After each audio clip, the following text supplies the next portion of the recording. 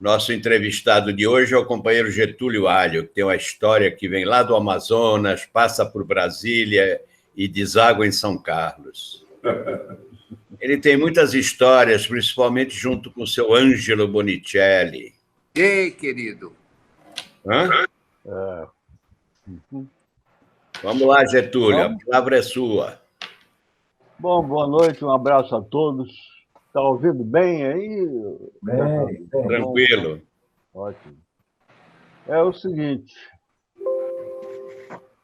Bom, eu sou paraense do interior do Pará.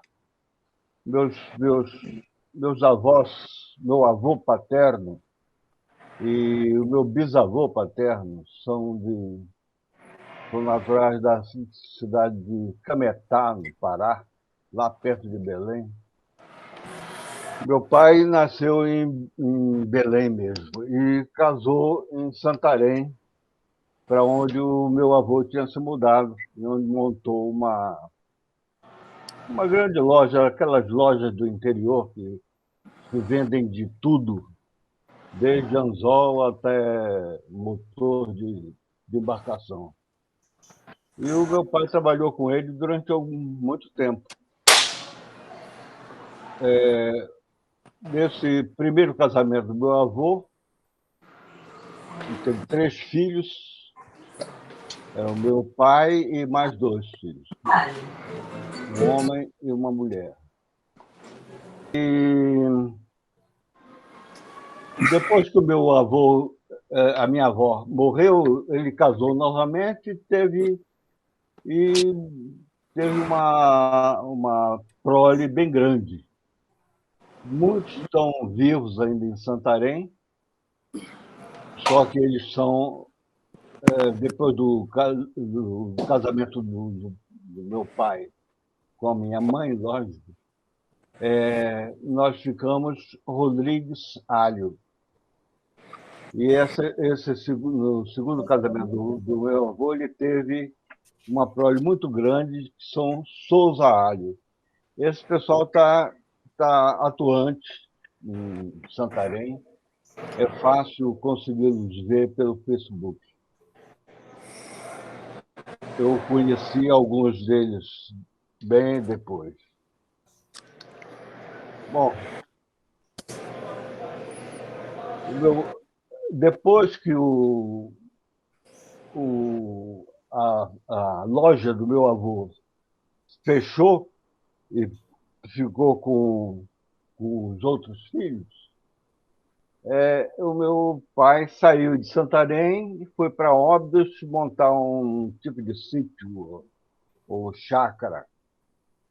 Ele ficou pouco tempo lá nasceu a minha irmã, 2 anos mais velha do que eu. E daí ele foi para Oriximiná, onde se estabeleceu durante algum tempo, onde eu nasci. Com 2 anos, a família toda se mudou para Manaus. Nós somos 6 filhos, e eu sou o mais novo. Depois de mim vieram mais 2 crianças que não vingaram durante muito tempo. E a primeira casa que nós moramos em Manaus foi na rua Bernardo Ramos, uma rua da região histórica da cidade, uma das mais antigas.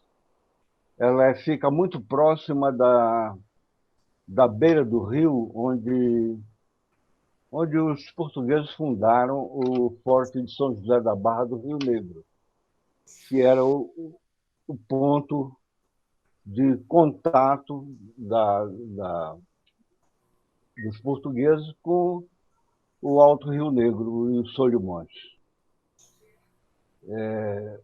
Claro, já o Tratado de Tordesilhas cortava essa parte toda ocidental da Amazônia, que era de propriedade espanhola, né? E os portugueses começaram a invadir isso aí e tomaram conta do resto da Amazônia inteira, né? E o Forte de São José era um ponto estratégico ali. Antes, antes do forte, existia, claro, o poço de lenha que abastecia as embarcações que subiam e desciam o rio.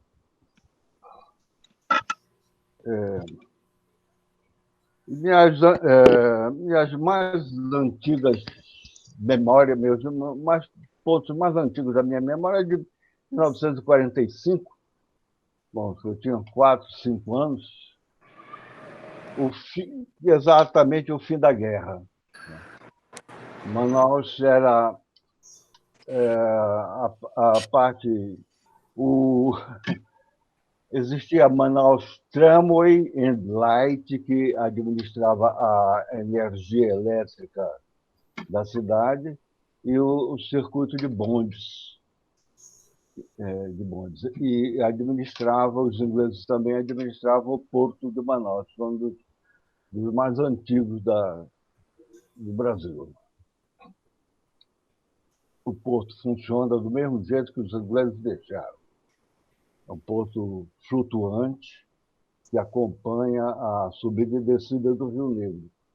Vocês viram em fotos por aí que o Rio Negro ultrapassou todos os limites de cheia, alagando o centro da cidade, a parte próxima da margem.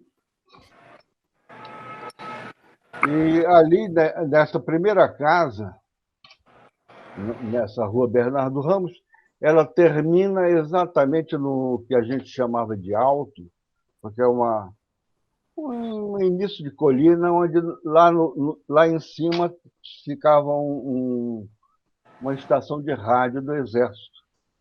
E eles tomavam conta,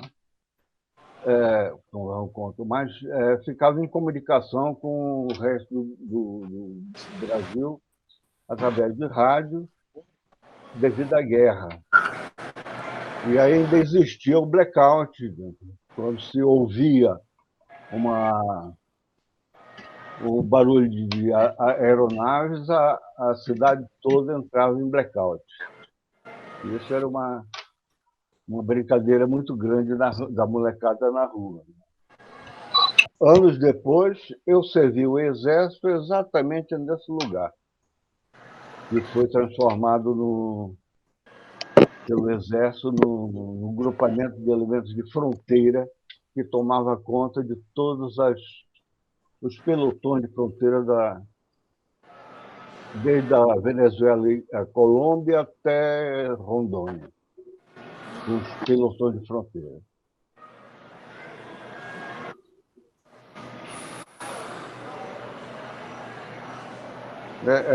Nessa casa, meu pai montou uma pequena venda, que a gente chamava de taberna, e o movimento era muito pequeno. Eu acho que o movimento maior que ele tinha era de uns pescadores que moravam do outro lado da rua,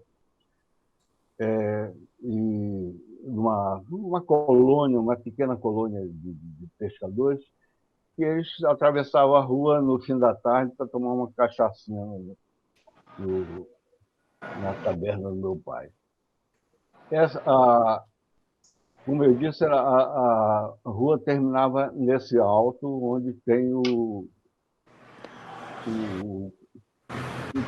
quartel. E do lado, antes da divisa, existe um terreno do seu Carvalhinho, que ele tinha uma carroça que fazia fretes. E existia uma senhora, uma mulher negra, a gente chamava ela de Carmen Doida, porque ela saía de manhã cedo com um saco de aninhagem debaixo do braço para pedir coisas na rua. Ela atravessava a cidade inteira. E no fim da tarde ela voltava para casa. E ela passava na taberna do meu pai e pedia para ele um amarelo grande. Ela se referia a uma moeda de, sei lá, 20 centavos, ou 200 réis. Acho que era 200 réis. E o meu pai jogava para ela apanhava com um saco de aninhagem e voltava para casa. Ela não incomodava ninguém, mas todo mundo todo mundo, que eu digo, as crianças. Tínhamos medo dela por causa do saco que ela levava, né? E foi nessa casa, no porão da minha casa, que eu tive o primeiro contato com o teatro, né? Meu irmão mais velho, nossa diferença de idade são sempre 2 anos, como nós éramos. O meu... Getúlio, deixa eu interromper você 30 segundos. Não. Tem algumas pessoas reclamando que está sem som. Fala um pouquinho mais alto, por gentileza. Daí Sim. fica melhor, tá bom? Desculpe interromper você, meu querido. Não, tudo bem. Eu podia... Por isso que eu perguntei como é que estava o som. Para mim estava bom, mas tem gente que está baixinho. Por favor, quem puder aumentar o som do celular, aumentar o som do computador, fica melhor, tá? O som para mim está ótimo. Desculpe interromper você, Getúlio, mas faz parte do show. Então, se puder falar um pouquinho mais alto, a gente agradece. Obrigado mais uma vez. Ok. Vamos lá. Então, meu primeiro contato com o teatro foi as representações que o meu irmão fazia da vida, paixão e morte de nosso Senhor Jesus Cristo. E meus irmãos mais velhos, os meus outros irmãos e mais duas moças que viviam conosco, criadas pela minha mãe, adoravam a hora em que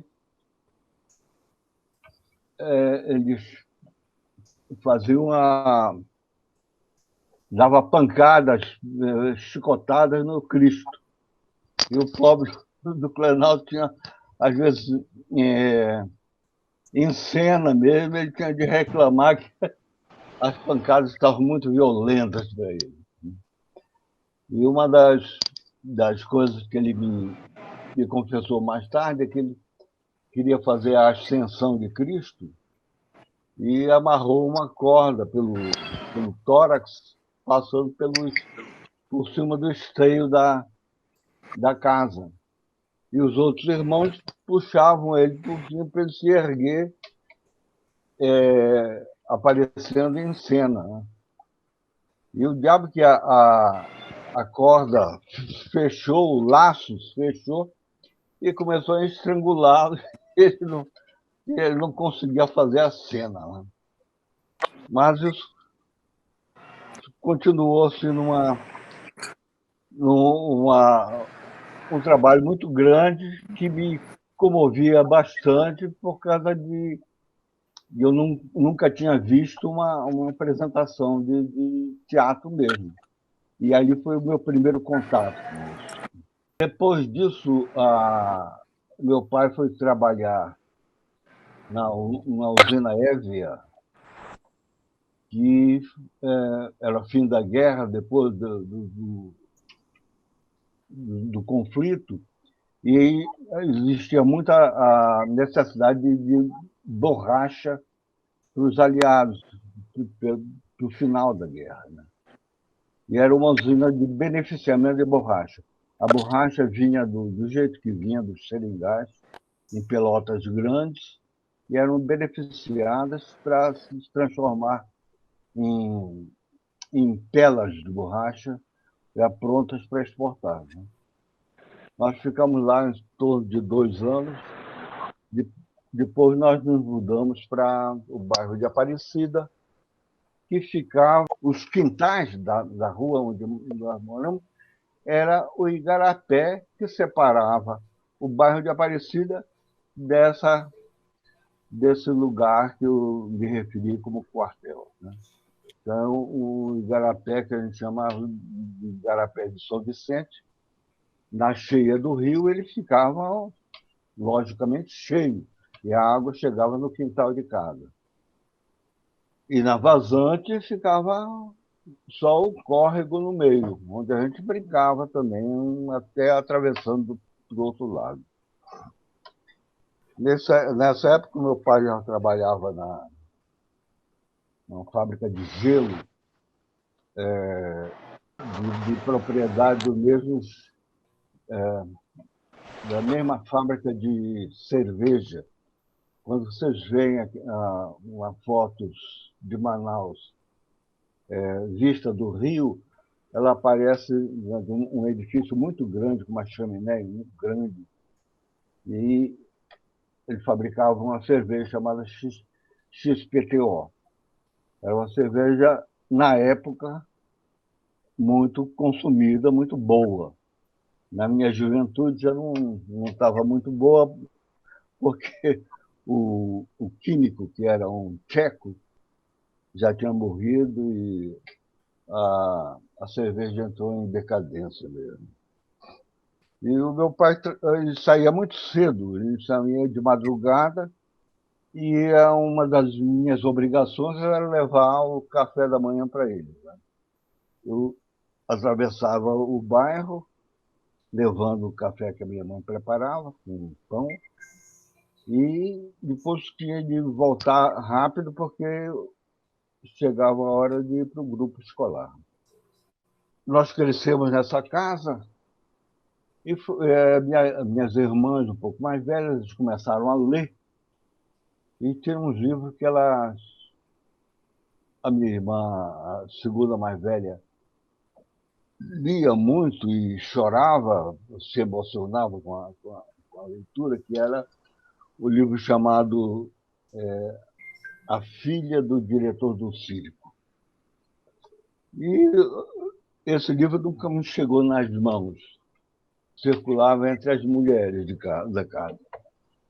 E uma das coisas que o meu pai tinha era uma estante que ele usava no corredor, uma estante não muito larga, em cima tinha duas portinholas, onde ele guardava todo o material pessoal dele, inclusive as navalhas, que ele fazia a barba todo dia ali diante daquela estante. E na parte de baixo, duas portas grandes que ele nunca abria. E que supunha que eles tinham sempre o material o material de casa, de escrituras, etc. E ele vendo que a gente já começava a se interessar por livros, ele um dia abriu essa estante e descobrimos várias coisas. E colocou à nossa disposição uma série de livros. E o primeiro livro, romance, que eu li foi o Guarani, de José de Alencar. Depois de Iracema, Ivanhoé e uma série de outros livros que me abriram o intelecto para a literatura. E já um pouco depois já comecei a frequentar a Biblioteca Pública de Manaus, que era muito boa. Lia lá ou pegava emprestado quando tinha possibilidade. E essa descoberta que me possibilitou não só trabalhar com literatura, como começar a tentar escrever. Quando já chegou na época de servir o Exército, já com uns 18, 19 anos, eu já tinha um certo contato, já tinha publicado algumas coisas e tinha trabalhado bastante com o desenho, que foi sempre o meu forte, foi o desenho. E comecei a frequentar um grupo de intelectuais de Manaus, que se chamou o Clube da Madrugada. Se um dia vocês forem a Manaus, na praça, conhecida como Praça da Polícia, porque tem um quartel da Polícia Militar muito grande lá, hoje transformado em centro cultural. E nessa praça, uma praça muito bonita, tem uns coretos franceses e ingleses, com estátuas de bronze circundando ela toda, um coreto muito grande também, e tem umas árvores frondosas, entre as quais um mulateiro, onde tem uma placa que marca a fundação desse Clube da Madrugada, que reunia os intelectuais da época. Nossas reuniões se faziam sempre aos domingos, domingo de manhã, e alguns membros, alguns poetas lá, que tinha um poeta que nos fornecia, nos brindava com uma sessão de música. Bom, quando eu servi o Exército, foi no governo Jânio Quadros. Aquelas loucuras dos Jânios. Na metade do ano, nós fomos dispensados. Todo mundo deu baixa, com 6 meses. Eu estava fazendo o segundo clássico. Eu não fiz o científico, fiz o clássico. Noturno. E uns 2, 3 dias depois, parou na hora do recreio uma guarnição da Polícia do Exército, me procurando, a multidão de alunos, que a gente saía para tomar café no bar do Cine Guarani, que era do outro lado da praça. Me procurando para mim vestir a farda no dia seguinte e nos apresentar outra vez, que tinha a portaria maluca do Jânio Quadros tinha sido revogada e nós continuamos lá a servir o Exército até completar o tempo normal. Que, aliás, o meu se prolongou por mais um mês. Eu fiquei 1 ano e 1 mês dentro do Exército. E é interessante que um desses escritores que faziam parte do Clube da Madrugada era um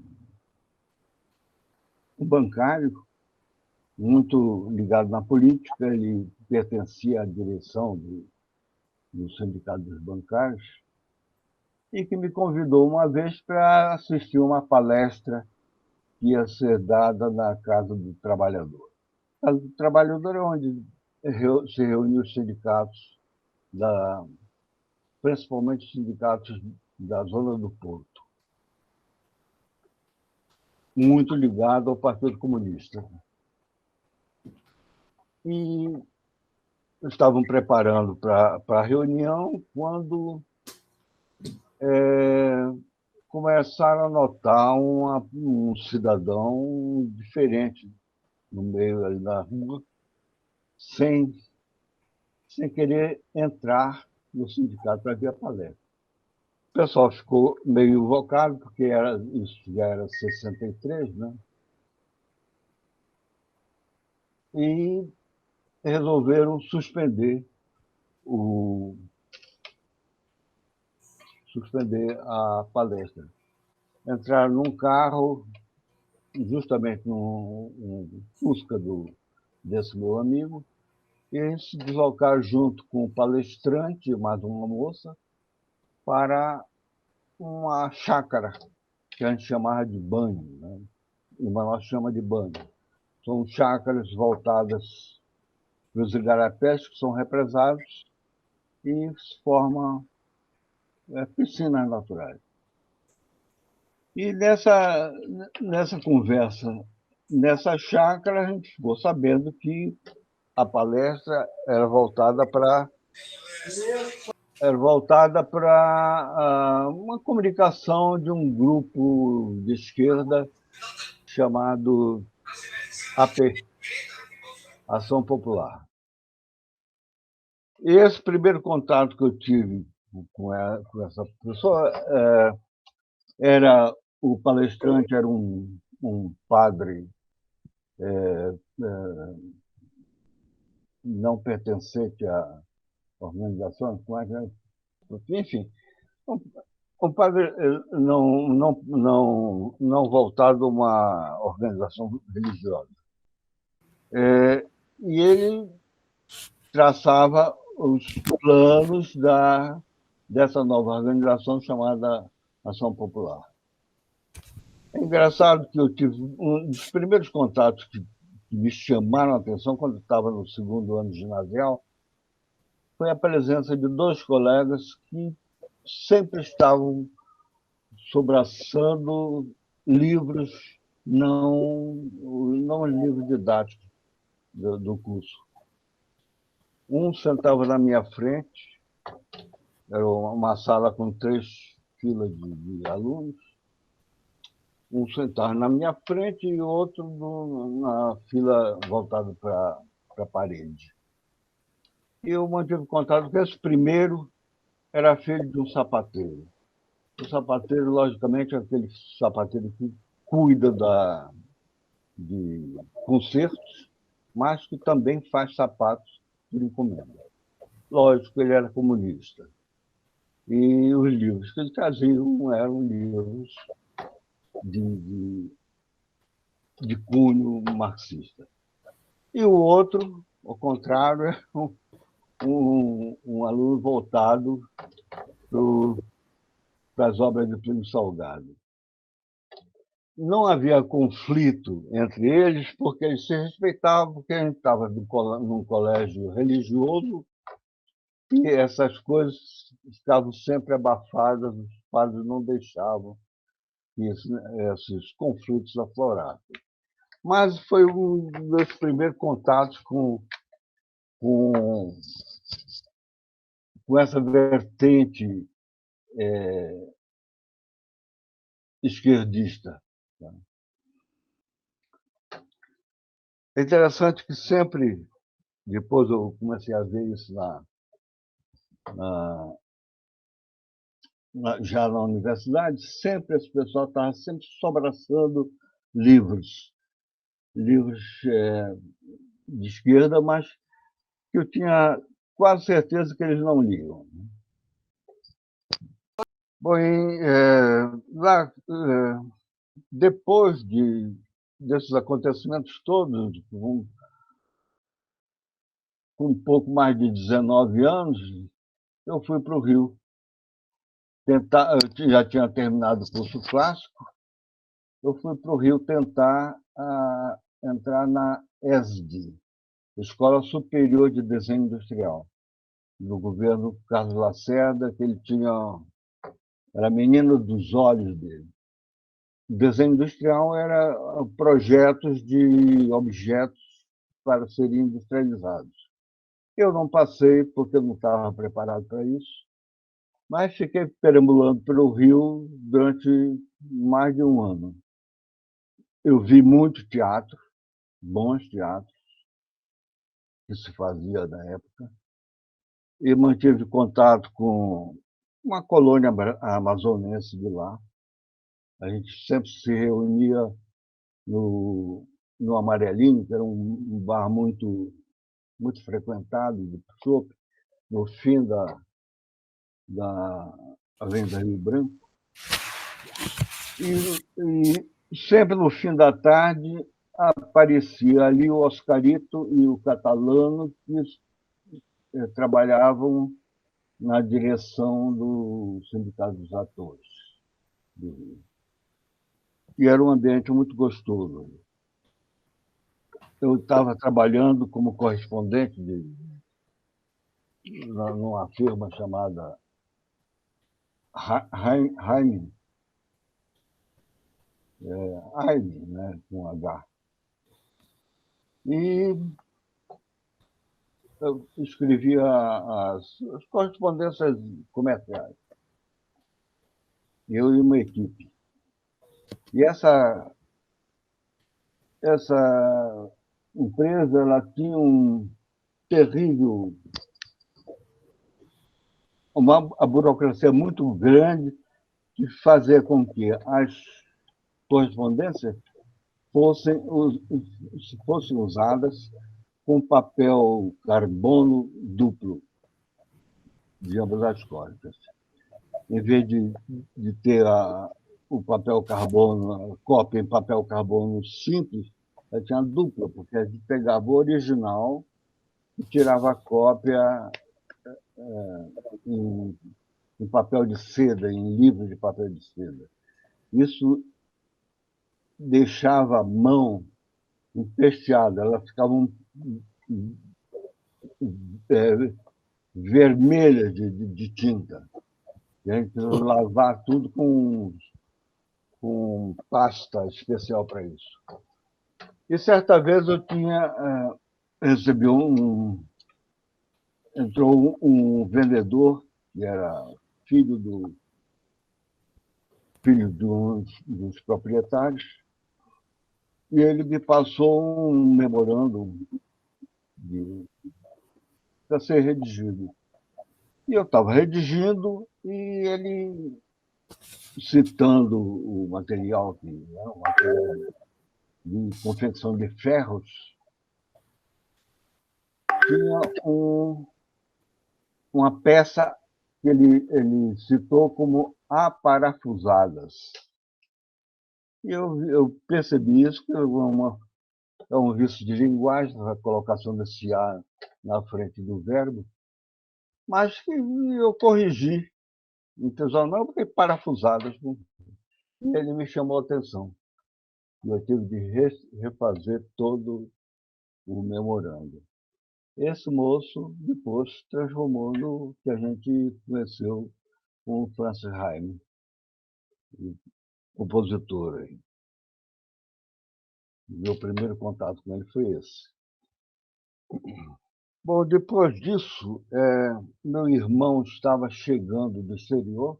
Meu irmão é biólogo da área de pesquisas biológicas, etc. E ele estava indo para Brasília tomar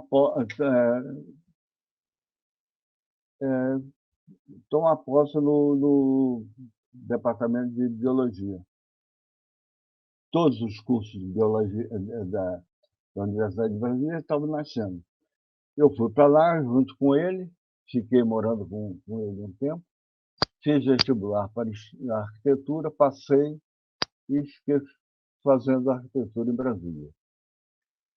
É interessante que o sistema de Brasília, da Universidade de Brasília, era por semestres e não anuais. Os cursos todos. E o básico da arquitetura, do cinema e da música era o Instituto Central de Artes, onde a gente fazia 4 semestres de básico.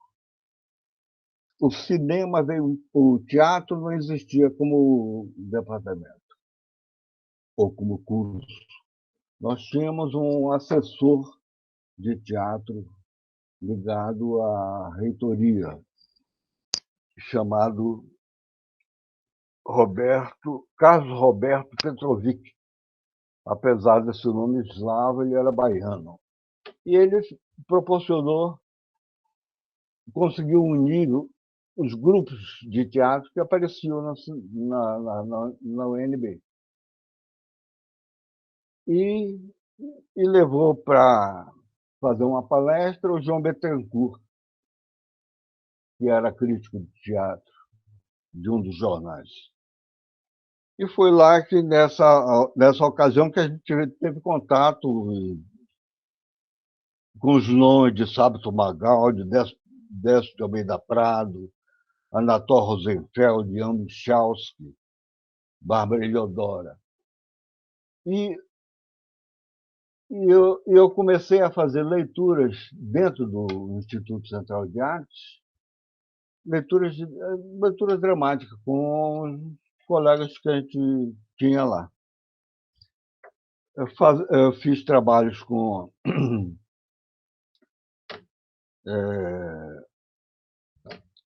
dois textos, A Dama Misteriosa dos Sonetos, de Bernardo Shaw, e Os Malefícios do Fumo, e O Urso, de Chekhov.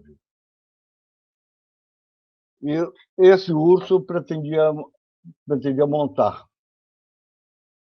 E chamei um dos colegas que faziam a leitura comigo. E ele leu o texto e achou que não se adaptava à personalidade dele, porque é o diálogo de um oficial do Exército a uma mulher, e ele destrata essa mulher. E, no fim, ele se confessa apaixonado e acaba pedindo-a em casamento. É um texto de teatro em um ato só, e dava uma possibilidade muito grande de a gente fazer um trabalho local. E a colega que trabalhava com minha assistente sugeriu, olha, procura o Cláudio, ele está se formando no fim do ano, no próximo semestre ele se forma, e é provável que ele goste disso. E eu chamei o Cláudio, mostrei o texto, fizemos algumas leituras, e ele se adaptou muito bem, ele é muito dinâmico, esse rapaz. E nós fizemos várias apresentações dentro do auditório de música. Nós tínhamos um auditório de música com cerca de 100 lugares. A gente usava as escadas laterais como assento também, aumentava isso aqui. Era um palco comum, ele não tinha camarim, e eu consegui, na sucata da marcenaria, um caixilho grande, mais ou menos 80 por 80, que eu pendurei com arames no teto e no chão. E ficava esse quadrado suspenso no ar. Os arames simplesmente sumiam dentro do ambiente. E a moça, ela se deslocava, a atriz se deslocava no espaço para receber o pretendente. E o diálogo entre eles se localizava ali mesmo, em torno dessa provável janela. O grande problema, como era um auditório de música, ele tinha, no palco estava um piano de meia cauda e do outro lado um piano de cauda inteira. E era impossível tirar esses pianos de cena. E eu sugeri a meninas, olha, isso aqui é a tua sala, você tem 2 pianos, então abre esse piano, toca alguma coisa. E ela fazia isso muito bem. Ela era uma menina que estudava música, e ela, enquanto o oficial se desdobrava em xingamentos com ela simplesmente se deslocava do banco, tocava um piano, ia para o outro, fazia isso. Isso funcionou muito bem. Plasticamente, isso funcionou muito bem. Nós fizemos várias apresentações ali nesse local, e depois, quando o Petrovic nos reuniu outros grupos de teatro para fazer apresentações, num auditório maior que a gente tinha, no auditório dos Candangos, junto da reitoria, nós fizemos uma apresentação também lá. E fizemos uma apresentação também na Sala Martins Pena, que é a segunda sala do Teatro Nacional. Na época, eu procurei o diretor de cultura do Distrito Federal, que era um coronel do Exército. Ele me recebeu muito bem, eu mostrei todo o projeto para ele, dessa peça, e consegui que ele nos colocasse num programa cultural das construtoras de Brasília. Nessa época, as construtoras de Brasília ainda estavam funcionando, muitas delas ainda estavam trabalhando, e elas tinham os acampamentos delas, que eram voltados na prefeitura de Foz. Com o tempo, esses acampamentos viraram pequenos núcleos, pequenos bairros ligados ao plano piloto da cidade. E nós conseguimos uma Kombi da prefeitura, a universidade nos cedeu uma Kombi, e nós fomos fazer uma apresentação lá no acampamento da construtora. Para quem conhece Brasília, no fim da Praça dos Três Poderes tem uma descida que segue para o Cerrado adentro.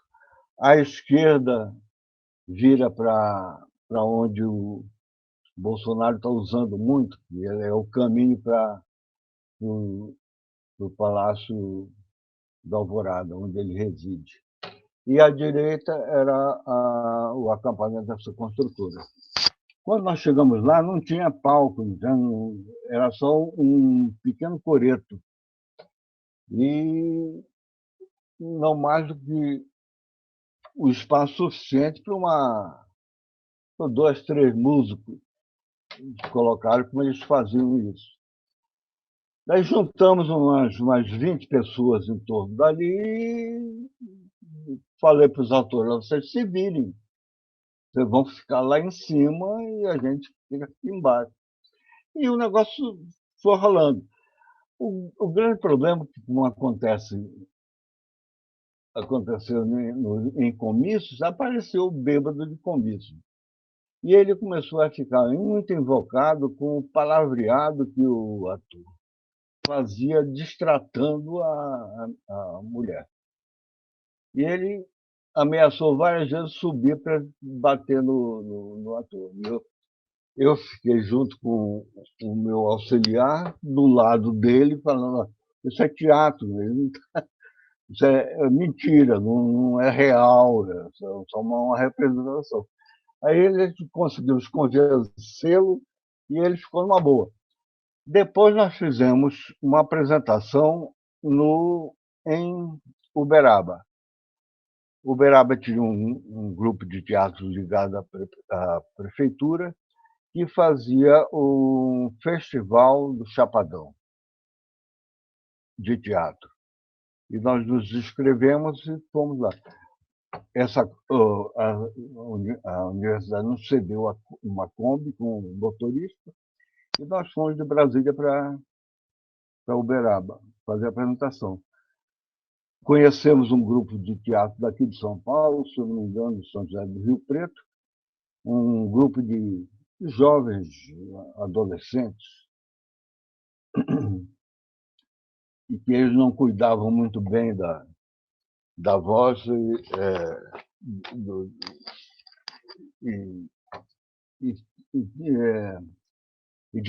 se destacava muito bem o sotaque do interior paulista, que me chamava muita atenção.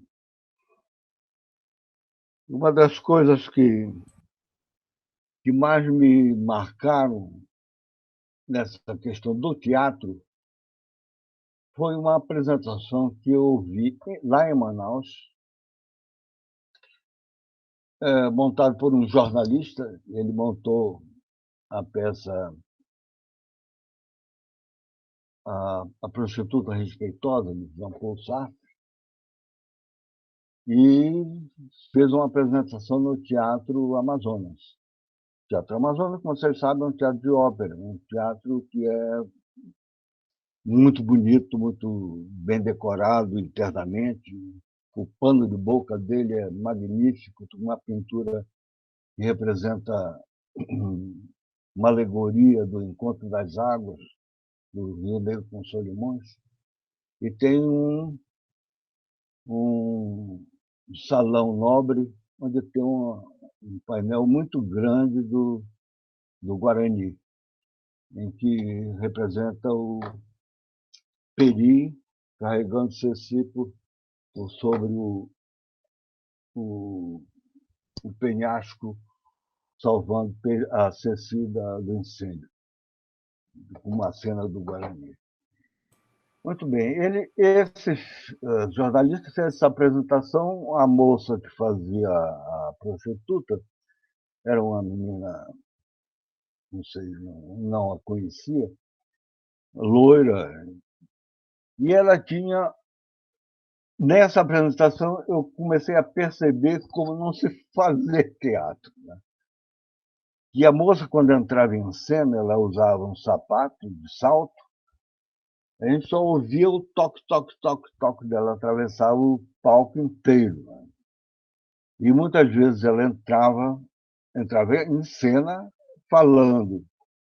Havia falas dela. E as falas a gente simplesmente não ouvia por causa do toque, toque, toque no palco.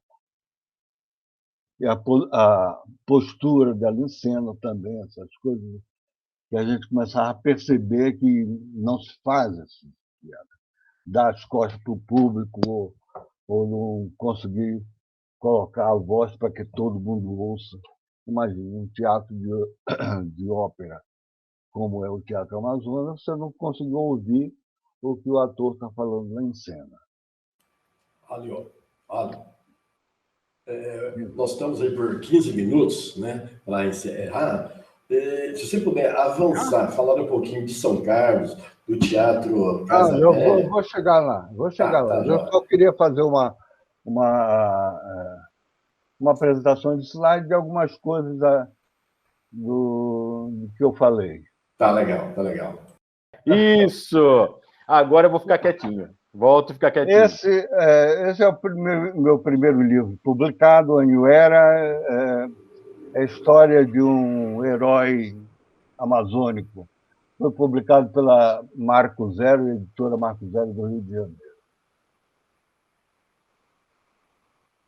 Aí o Cinema Marginal Faroeste Caipira, junto com Névio Dias, que você já conhece. Inverno Verde é um livro de contos meus, foi publicado em Manaus. Ele está dividido em duas etapas, contos amazônicos e contos que eu chamei de contos paulistas. Esse é um romance, o 15º Dia, em que ele tem esse título porque a ação do romance se passa no 15º dia de uma excursão científica dentro da Amazônia. Um livro de memórias da juventude, meu, e acho que 3 casos indígenas, que é a minha dissertação de mestrado defendida aqui na USP de São Carlos. Isso aqui é teatro, são 5 exercícios trágicos, exercícios pequenos para grupo de teatro. Uma revista Risco, onde eu colaborei com Charges, que é um boneco dentro da imensidão de Brasília, com uma pipa que imita o plano piloto da cidade. Aqui é uma outra edição. Não sei se dá para ver, mas são os bonecos que estão... Um boneco está transportando uma coisa de Getúlio, se você clicar na ampulheta, a gente consegue ver melhor. Você consegue dar um zoom. O zoom que você der e ver, a gente também vê. Lá em cima. Ampulheta. Não, esse vai apagar. Não, mais para lá. O primeiro do lado esquerdo. E esse, meu querido. Uma ampulheta. Isso. A luneta, ampulheta. Luneta, gaceta. O personagem está levando uma placa de rua, ele coloca no chão e a placa fica apontando para cima. É só uma piadinha assim. Não, mas é legal. É ampulheta, só eu que é ampulheta. Luneta. Lupa. Não, agora você volta lá, né? Peraí. Onde é que parou? Isso, clica no onde que parou. Isso, Getulião. Esse aí. Duas vezes. Isso aí. A Lua Nova era uma revista de textos mesmo. Opa, está voltando. E aqui é uma foto que vocês conhecem todas, aquela reunião que tem um desenho aqui do lado com a nominação de todos nós. Aqui, tá? Você lembra dessa foto, né? Isso aqui é uma capa de um livro de poesia que eu fiz em xilogravura xilogravura colorida. Uma capa também que eu fiz do livro de contos do Chavascal de Antítilo Pinto. E Azul Geral, que é também outra capa, um livro de poesia. Foi uma peça de teatro minha, a Maldição, já não se faz mais pão de queijo como antigamente. Madeira é um conto que já saiu numa das revistas. E vasculhando esse material todo, encontrei esse texto meu aí, já tinha até esquecido dele. É um pequeno texto, uma pequena novela, intitulado Viagem à Terra dos Homens Sem Rabo, de Rabo. Então, eu sou aqui do Ágora, Metrópolis do século XXI, foi publicado em São Paulo, onde saiu uma das peças que eu escrevi foi montada aqui, ó.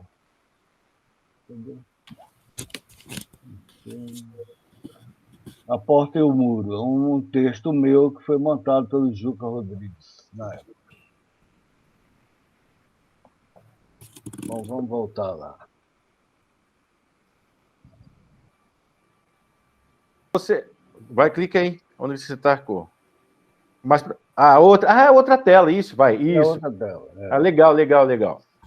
Então, são os primeiros cartazes da Sereníssima República, já com o Ângelo Bonicelli. Opa,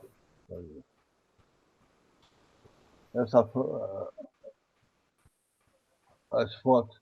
Eu introduzi.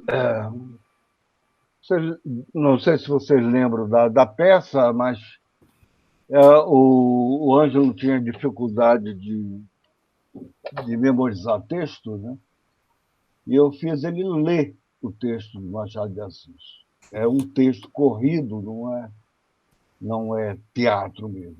Eu fiz a adaptação de teatro criando esse personagem que auxiliava a apresentação do padre. E funcionou muito bem. Funcionou tão bem que fui convidado por um grupo de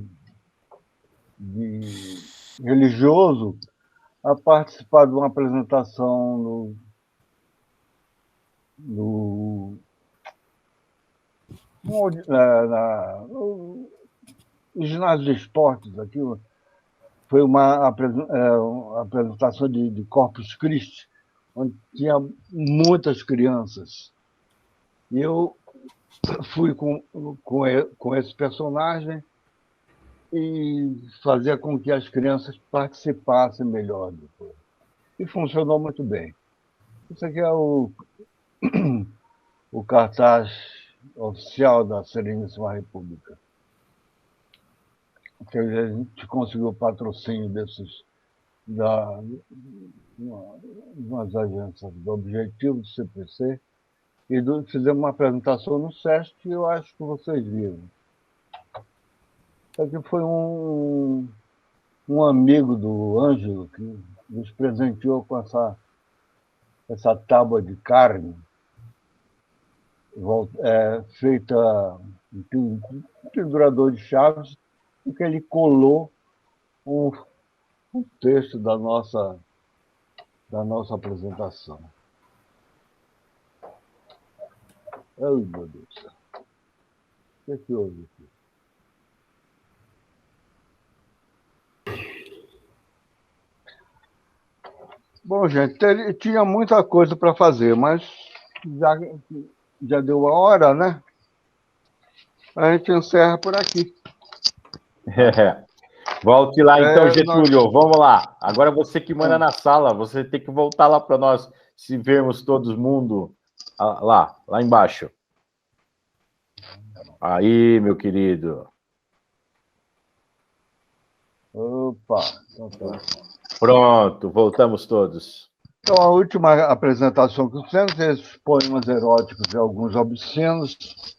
Nós tivemos uma apresentação no Teatro do São Carlos Clube, na sede Avenida, e uma das coisas que eu pretendo é levar, assim que parar essa pandemia, levar lá dentro do São Carlos Clube,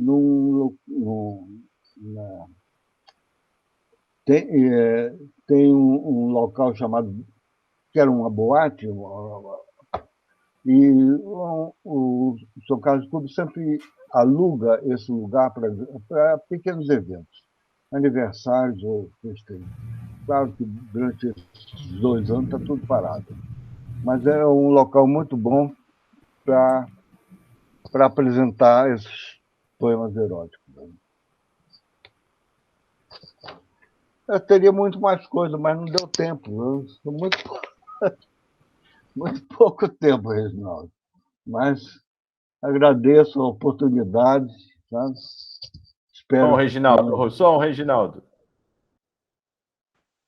Oh, tudo bem, se a gente puder estender aí até as 23 horas e 30 minutos, tudo bem também. Ainda hoje. Só para descontrair, o Getúlio, vamos só registrar as presenças aí do Oswaldo Mendes, do Osnival, José Búfalo lá de Sorocaba, o presidente Carlos Pinto, né, o Vicente Camargo, também de São Paulo, a Regiane de Franca, José Manuel de Santos, o Hilda Breda de São Bernardo, né, e o Hamiltinho, doutor Hamilton de Lima Neto, doutor. Né, tá logo chegando aí. E tem aqui também o Nelson Zanata. Quem é Nelson Zanata, gente? Nelson Zanata é um amigo meu, contemporâneo de universidade. Que bom que ele está aí. Ah, ele está por aí te ouvindo, sim. Né? Tá aqui seja bem-vindo também, Nelson. Eu não esqueci ninguém. Mas nós podemos... o Hamilton de Lima, vocês estão conseguindo ouvir a gente, Hamilton?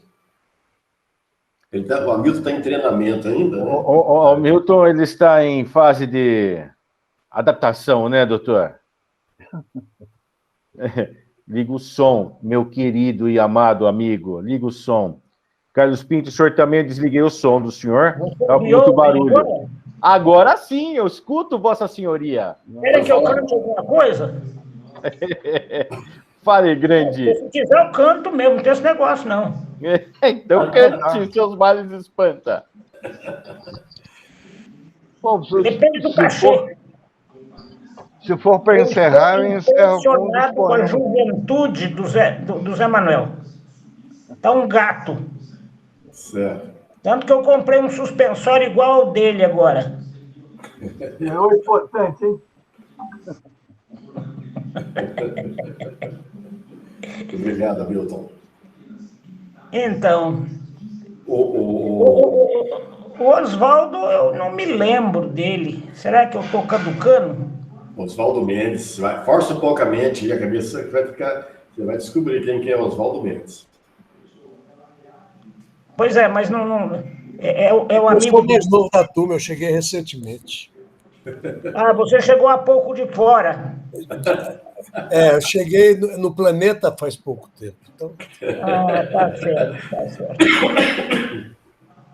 Então, Getúlio, pensei que você ia dar uma receita de um prato lá do...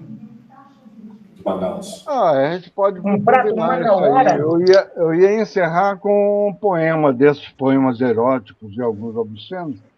Ah, mas você vai criar um programa danado pra gente. Aretino, Bocage, até Drummond e Bandeira. O problema que você cria, você com esse seu charme, com essa sua presença sexy, declama um poema desses e a gente fica como aqui? Sai na mão? Agora, então escuta. Chama-se O Adeus de Teresa, Castro Alves.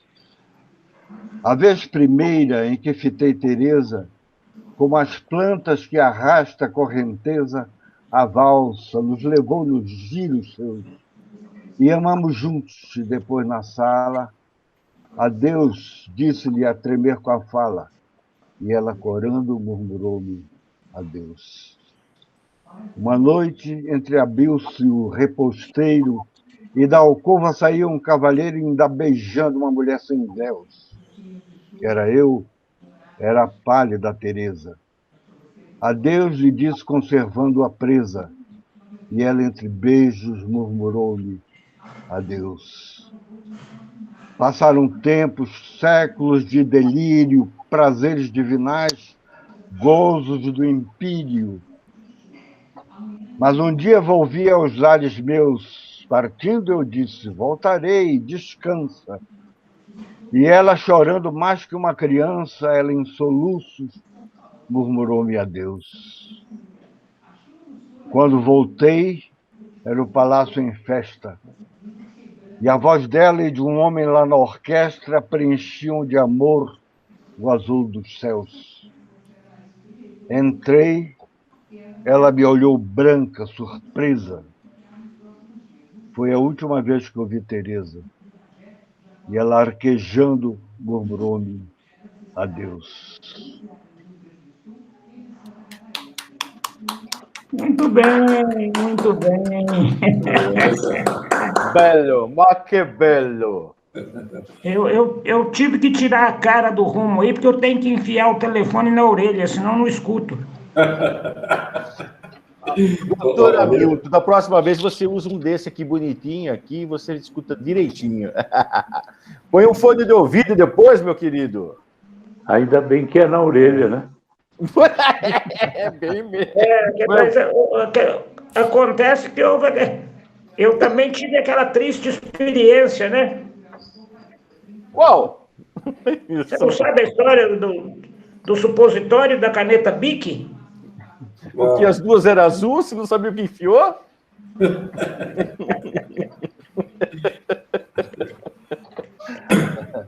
Vocês sabem, né? Ou não? Não, não sabia. Não, pode contar, por favor. Chegou, o avô, o neto chegou e o avô estava com um supositório assim preso no alto da orelha. E aí o neto falou, mas vô, o senhor está com um supositório aí no alto da orelha? Ele falou, ih, onde é que será que eu enfiei minha caneta Bic? É bem isso mesmo. Doutor Hamilton, acho que em breve a gente vai ter aí a oportunidade, como teve o Ali aí, a gente está ouvindo você, né? Mas verifique, se você tentar colocar o seu celular, horizontal, vê se você consegue, vai treinando aí. Mas, olha lá, aí, é um menino ajeitado esse vídeo. Só eu é que estou certo, você está tudo de lado. Mas você virou o seu rosto, não, para virar um celular só. Hamilton de Lima Neto? Oi, meu filho. Você tem um notebook na sua casa, aqueles modernos? Volta. Como é que é? Aí, mais uma vez. É um pequeno treinamento, viu, Oswaldo? Mas tá bom, já tá aparecendo a sua carinha inteira, já tá bom, viu? Eu perco muito da fala, viu, gente? Por quê? Eu, às vezes, não ouço. Mas você está com problema auditivo ou não? Não, eu tenho um problema e já desanimei com os aparelhos auditivos. Inclusive, gastei dinheiro e não resolve porcaria nenhuma. Certo. É igual a Coronavac. Certo. Vamos voltar, então, ao Alho, né, para as considerações finais. E quem vai finalizar depois é o nosso presidente, Carlos Pinto. Não é isso, Carlos? Isso. O Vicente está de cabeça para baixo agora. Vai ver que ele bebeu algumas, ele está tentando conduzir a gente para o caminho do álcool.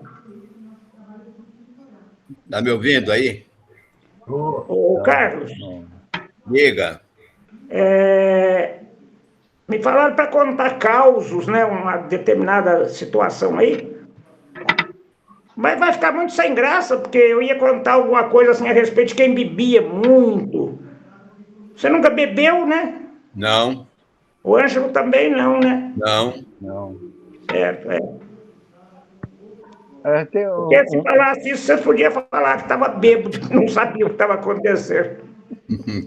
Tem uma historinha com o Ângelo muito interessante. Como eu descobri que o Ângelo era daltônico. É daltônico. Logo que eu o conheci, ele tinha aquele Fusca. O Fusca amarelo, aquele amarelo Fusca mesmo. Certo. Amarelo hepatite. É um amarelo, como é que chama? Não é brilhante. Burro quando o foi. filho dele levou o carro para fazer uma reforma. E ele ficou um tempo sem o carro. E eu dava carona para ele. Quando o carro ficou pronto, e eu fui olhar, fui ver, estava pintado de um amarelo brilhante, que doía na vista. Mas não liguei uma coisa com a outra. E sempre a gente se encontrava lá no Teatro da Casa Velha, toda tarde. Mas um dia eu saí, circulei na cidade e vi o Fusca do Ângelo parado em um determinado lugar. E fui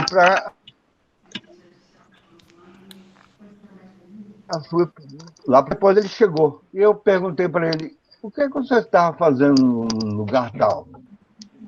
Ele me olhou espantado e disse, como é que você sabia que eu estava lá? Eu vi teu Fusca na porta.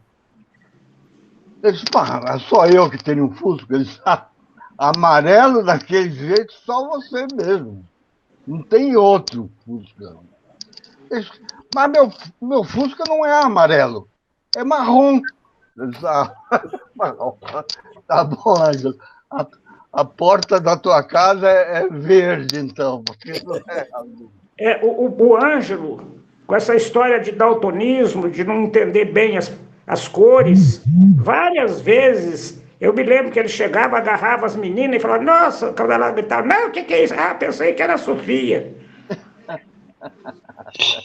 A conversa dele. Sofia era a esposa dele.